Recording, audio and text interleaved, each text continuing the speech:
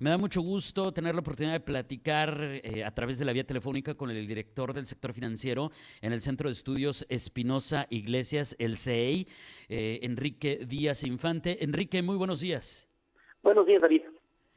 Pues emitieron un reporte sumamente interesante que se titula Un sistema de pensiones para la movilidad social, acciones para enfrentar los problemas de sostenibilidad, inequidad y fragmentación. ¿De qué viene, Enrique, este reporte? ¿Cuál es la premisa? Y, por supuesto, llegaremos en algún momento a las acciones que proponen desde el SEI.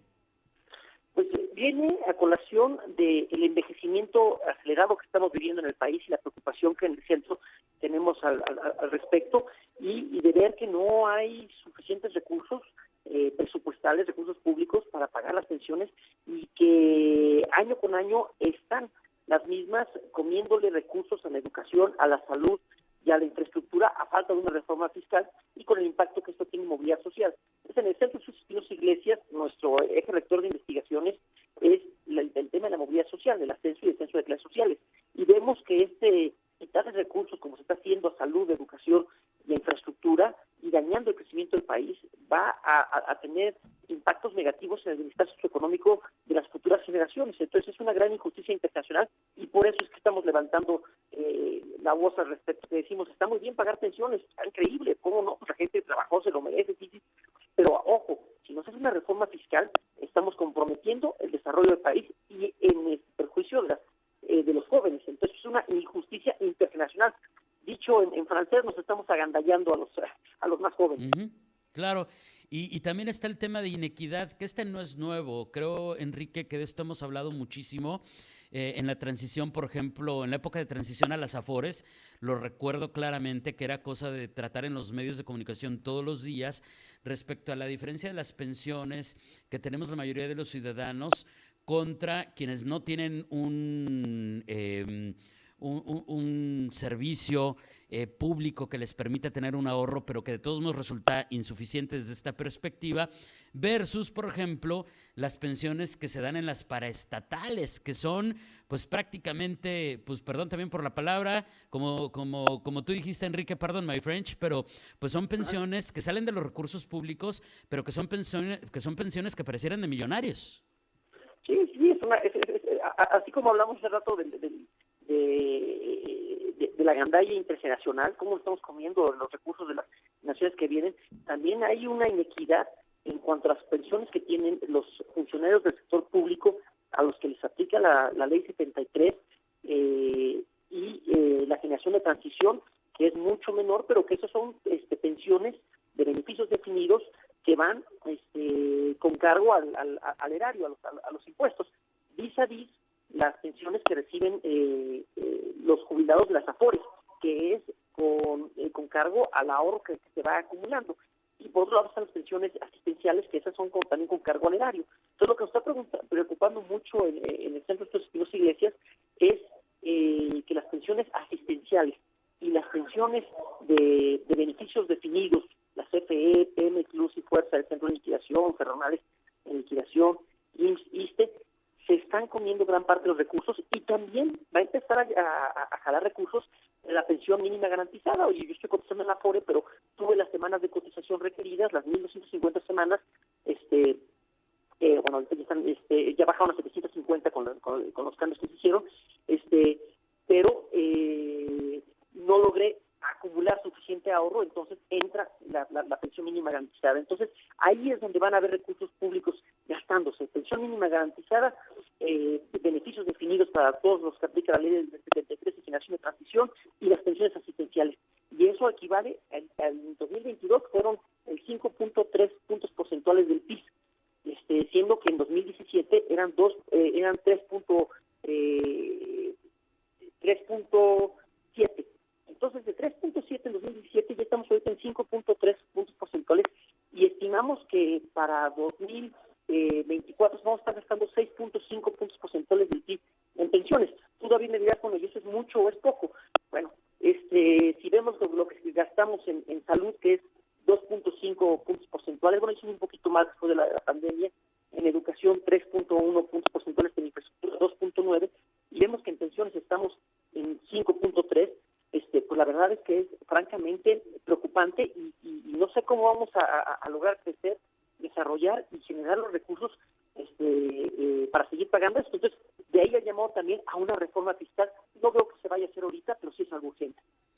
En términos coloquiales, entonces, si estoy entendiendo bien, Enrique, estamos hablando de una crisis en la que, si bien ha habido cambios recientes al sistema de pensiones que pudieran ser positivos, va a llegar un momento en que no alcance. O sea, por más que haya voluntad de resolverlo, pues el recurso no va a ser suficiente para todos los que estén jubilados en cuanto a los recursos en su ciclo de vida, que por cierto es un tema, ¿no?, que está sobre la mesa. La esperanza de vida sin duda es otro de los factores.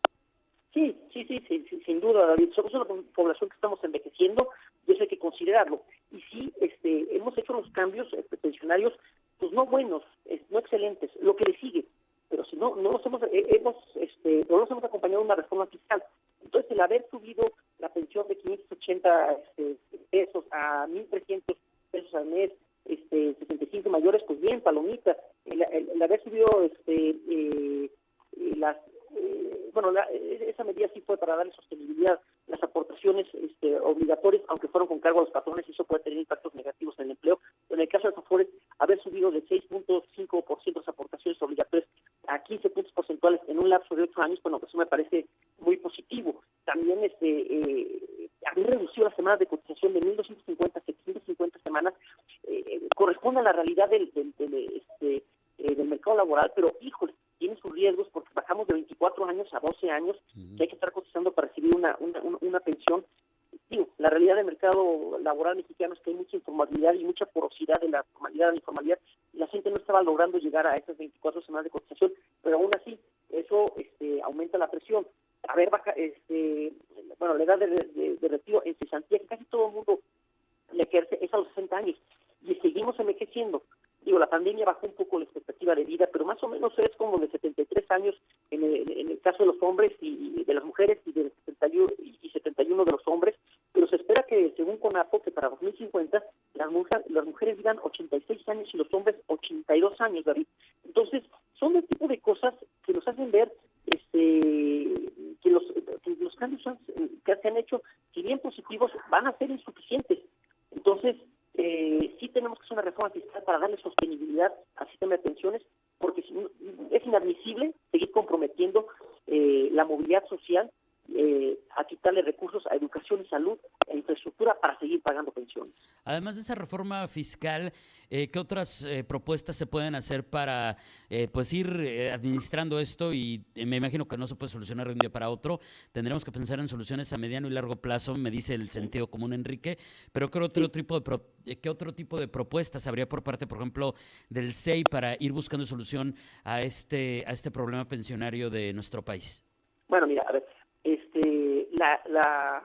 el objetivo del SEI es que en el largo plazo tengamos un sistema de seguridad social universal, donde la salud y las pensiones sean para todos y pagado con impuestos generales. Eso sería lo deseable en el largo plazo, pero como bien señalas, hay plazos y hay cosas que se tienen que ir haciendo con política, como dicen, la política es el mundo de lo posible. O sea, ¿qué es lo que se quiere y qué es posible hacer?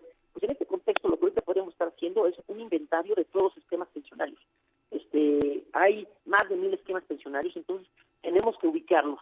2, hacer un balance actuarial para ver qué tan fondeados están y saber de qué tamaño es el monstruo. El actuario Francisco Miguel Aguirre en 2015 calculaba el pasivo pensionario en 120 puntos porcentuales del PIB. Es decir, ni todo el PIB de un año alcanzaría para pagar las pensiones. Ahorita a 7 años se han hecho muchos cambios para ampliar la cobertura, entonces este pasivo seguramente ha ido aumentando. Entonces necesitamos hacer ese inventario y ver cuánto es el pasivo, y tenemos que blindar el gasto público en educación, salud, infraestructura. O sea, decir, esto no se toca. Ya para pagar pensiones no podemos tocar esos recursos y incorporar a las mujeres al mercado laboral. En la pandemia fueron las grandes perdedoras en ausencia de un sistema nacional de cuidados, que tuvieron que quedar a cuidar a los menores, a los enfermos, a los adultos mayores, y eso pues deberíamos de delegarlo a un sistema nacional de cuidados, y es una de las grandes propuestas del SEI. Nacional de Cuidados para favorecer la incorporación de las mujeres al mercado laboral.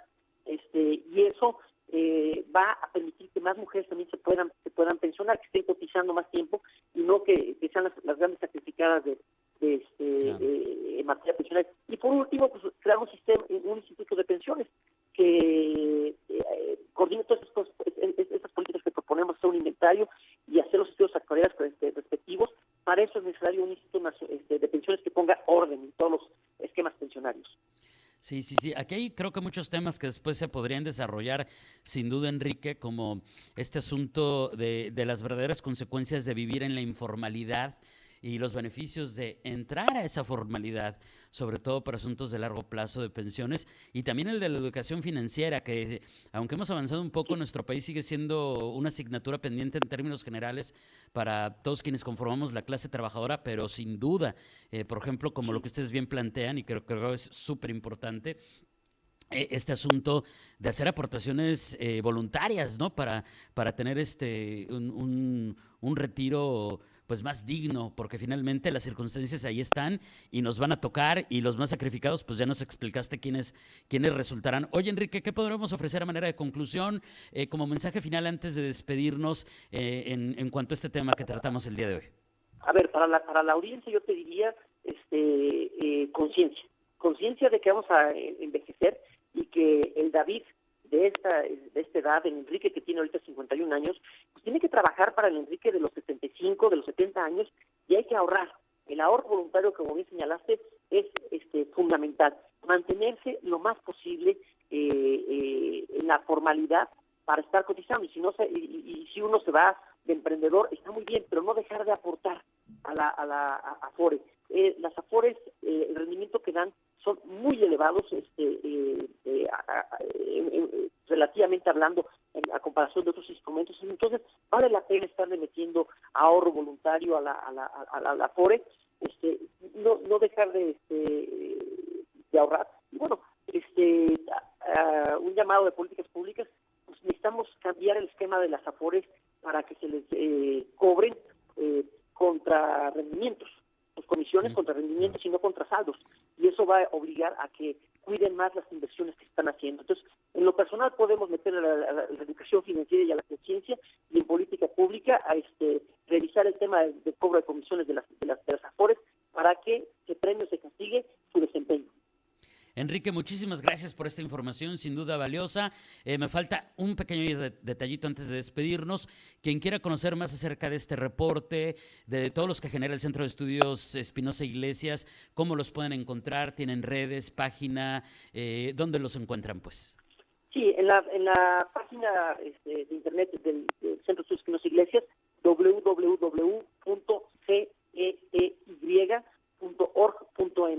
Ahí pueden consultar todo este informe y muchos más que hemos generado sobre pensiones y otros temas diversos. Enrique, muchísimas gracias. Un abrazo a la distancia. Excelente jueves. Buenos días. Otro regreso, David. Buenos días. Gracias. Es Enrique Díaz Infante, director del sector financiero en el Centro de Estudios Espinosa Iglesias, desglosando este reporte titulado Un sistema de pensiones para la movilidad social, acciones para enfrentar los problemas de sostenibilidad, inequidad y fragmentación. Un temazo, sin duda un asunto de preocupación en nuestro país, pero sin duda el de nuestro sistema de pensiones.